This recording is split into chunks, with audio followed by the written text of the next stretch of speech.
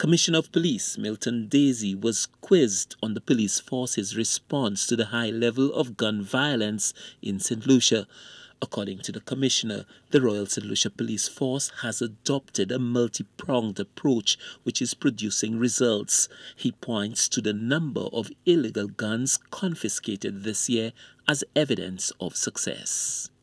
128 firearms were recovered last year, and this year so far we had 73, and persons have been charged for the firearms. Some of them have been convicted, others are on remand, and others are in prison for the firearms. So the police is actually... We are working. Yeah, we are working towards seeing that those firearms are taken off the streets.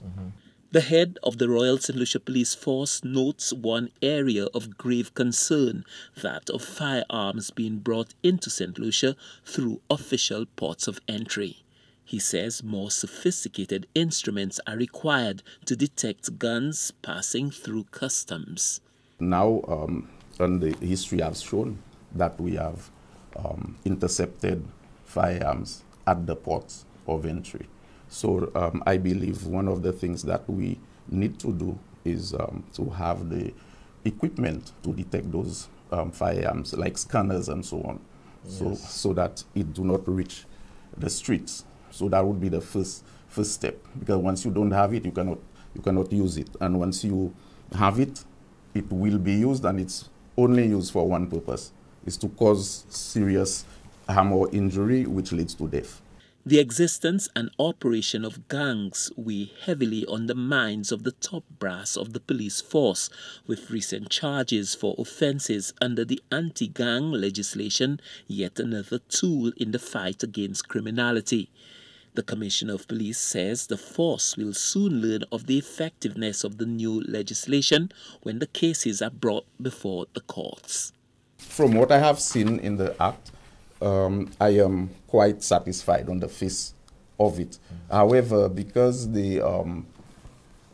we had never used it in the past, yes. So you cannot measure whether it has challenges or not. I see. So with that incident that we had where persons were charged under the Act, we would await that matter going to court, and then we would see what is the outcome, so you would be able to follow where's the shortfall and so on, and if any amendments has to be made, it would be made, or if the police has certain things to add or to do, that it would be done.